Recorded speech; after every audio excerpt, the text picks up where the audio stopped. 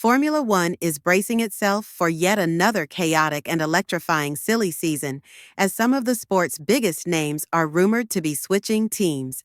With George Russell and Max Verstappen holding the biggest pieces of this ever-shifting puzzle, the 2026 driver lineup could deliver some of the most unexpected moves we've ever seen. But first, let's talk of what's new: Valtteri Bottas and his enigmatic clue about Cadillac.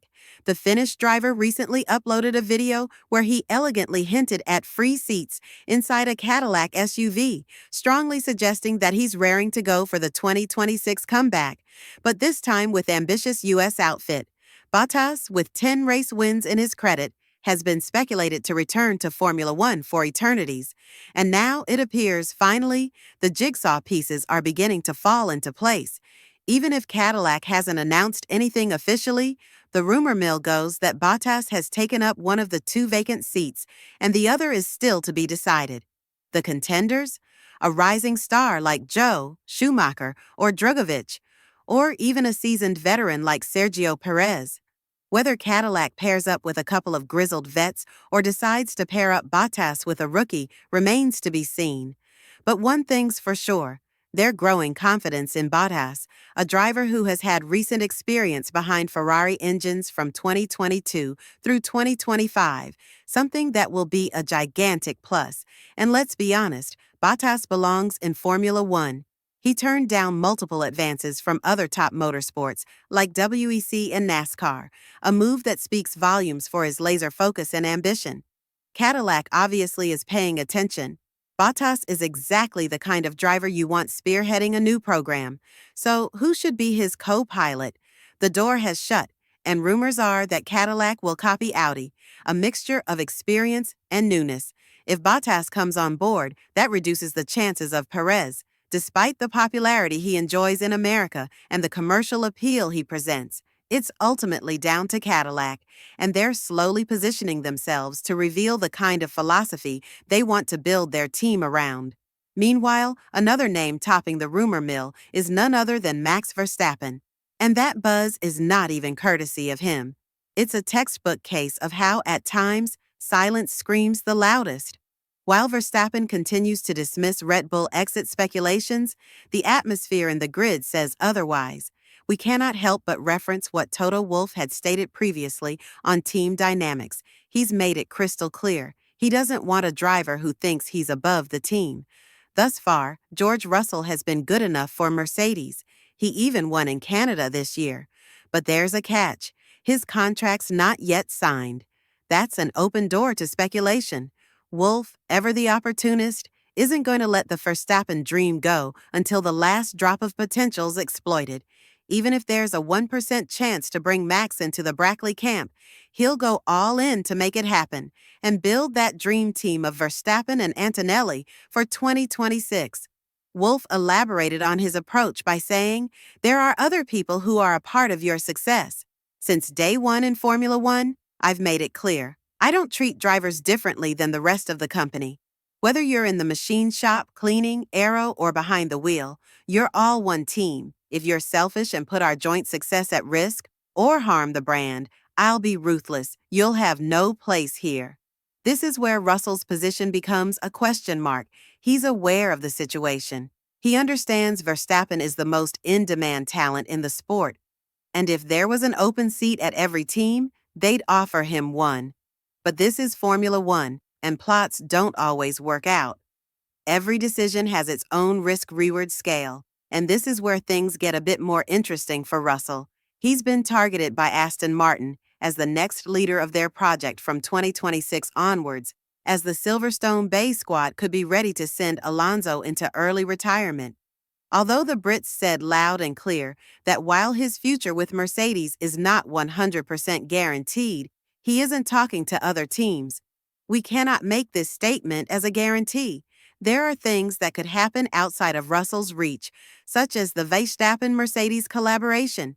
This is precisely why her and George had talks about a potential collaboration in the future, if certain things outside of their control happen, and that chance has been recognized by Aston Martin as well.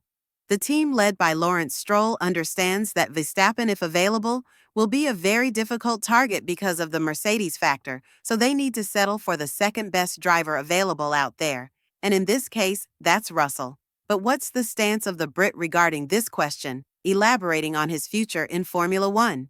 And Mercedes George said, "No, the future is not certain. I'm not talking with anybody else, and any teams who have shown interest. I've been quite open to saying my intentions are to stay with Mercedes. That's always been clear, and I'm loyal to Mercedes. They gave me this chance to get into Formula One. There haven't been any hard feelings with any of the talks that have been going around, especially around Max, because like I've said numerous times, why wouldn't teams be interested in Max if everybody could sign him? But then again, it would make the most sense for Russell to join Red Bull if he's not part of Mercedes, because of a simple reason: he has a guaranteed seat and will join a renowned project under the leadership of her. After all, he might be tempted by the challenge of winning races with the same team as Verstappen. Now that the newly regulated era is a big question mark for everybody, it's not a guarantee that one team could have a big lead over all the others. It's unknown ground from 2026 onwards, and Russell needs to prove that he's one of the best current drivers on the grid. Another name that's been quite loud among F1 experts is Avid Lindblad. The current F2 driver became the youngest ever competitor to score a pole position, a sprint, and a feature race win in the championship. So you'd expect that he has a lot to offer. To the F1 world, Red Bull has already put him through intensive testing in IMA, and the results were surprisingly good for someone who hasn't been in an F1 car before. This puts more pressure on the current drivers of the Austrian team's pool, especially Liam Lawson and Yuki Tsunoda. Hodge has been performing extraordinarily well, and the situation is slowly but surely shaping up to be a promotion for him. Next to Verstappen, Yuki Tsunoda received a fair share of warnings from both her and Marco. And if the results don't come onto their porch in the remainder of this season, then make no mistake that trigger will be pulled on Tsunoda. If this were to happen, then Hodge would be promoted to Red Bull. The Frenchman already said that he will accept this opportunity despite not being ready for it. The reality is that a chance like this comes once in a lifetime, and now that Verstappen's future is also under a question mark, Hodge could see himself being the leader of the team, not that long away from now. And again, all of this is related to the poor performance of Tsunoda, who, while scoring points on 5 out of the 10 occasions this year, is still under a lot of scrutiny for his Red Bull showing. He waited for the seat's promotion for 5 years, and now, all of a sudden, the car's behavior is under a big question mark. It's going to be one of the hottest stories moving forward with this season. And every time Hodge is above Tsunoda in both qualifying and race day, the talks are going to intensify, and we might be looking at a surprising debut as well. Alex Palou from IndyCar 500.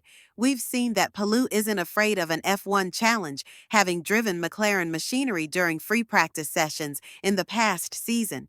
What's even more interesting is that he's been dubbed as a great talent for F1, having been considered for Williams' 2025 seat as well. Palou received a lot of praise from Carlos Sainz, who said that if you're capable of winning the Indy 500, then you're definitely ready for an F1 seat. However, Alex denied that F1 is on his radar so far, and unless something very interesting happens in this regard, it's highly unlikely that we'll see him in this championship for a longer period of time. The same can be said for Colton Herter, who's been labeled as the next great hope for Cadillac, but is very reluctant to make the move from IndyCar 500 to F1.